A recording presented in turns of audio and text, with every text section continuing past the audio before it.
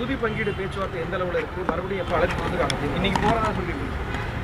இல்லை, ஏற்கனவே இன்றைய தினம் பேச்சுவார்த்தை என்று தான் தீர்மானிக்கப்பட்டிருந்தது.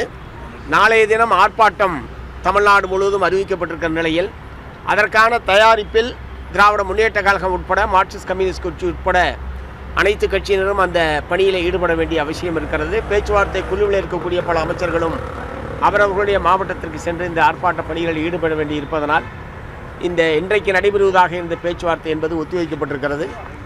அடுத்த ஒரு சில நாட்களில் நாளைய தினம் ஆர்ப்பாட்டம் இருக்கிறதுனால அதற்கு பிறகு இந்த பேச்சுவார்த்தை என்பது நடக்கும்.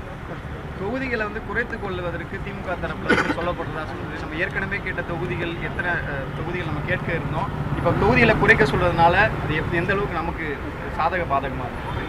இல்லை, இரட்டை இலக்கத்தில் போட்டியிட வேண்டும் என்பதை மார்க்சிஸ்ட் கம்யூனிஸ்ட் கட்சியின் சார்பில் ஏற்கனவே தெரிவிச்சிருக்கிறோம். அதே எண்ணிக்கையை தான் அவங்கள்ட்டையும் நாங்கள் சொல்லியிருக்கிறோம். அவர்கள் பல புதிய கட்சிகள் திராவிட முன்னேற்ற கழகத்தினுடைய கூட்டணிக்குள் வந்திருக்கிற காரணத்தினால் நீங்கள் எதிர்பார்க்கிற அளவுக்கு தொகுதிகள் தருவது சிரமம் என்பதை அவர்கள் சொல்லியிருக்கிறார்கள். இருந்தாலும் இதே சிரமத்துக்கு மத்தியிலே தான் காங்கிரஸ் கட்சிக்கு கூடுதலான தொகுதி என்பது வழங்கப்பட்டிருக்கிறது. தேசிய முற்போக்கு திராவிடர் கழகத்திற்கு கூடுதலாக வழங்கப்படும் என்று உங்களை போன்ற ஊடக நண்பர்கள் தொடர்ந்து வெளிப்படுத்தி கொண்டிருக்கிறீர்கள். ஆகவே அவர்களுக்கெல்லாம் கூடுதலாக தருவதற்கு வாய்ப்பு இருக்கிற போது இடதுசாரிகளுக்கு தர முடியாது என்று சொல்வதற்கான எந்த விதமான நியாயமும் இல்லை. ஆகவே கடந்த முறையை விட கூடுதலான தொகுதியில் போட்டியிட வேண்டும் என்பதுதான் எங்களுடைய முடிவு. அதை அந்த பேச்சுவார்த்தை குழுவுடன் நாங்கள் தெரிவித்திருக்கிறோம்.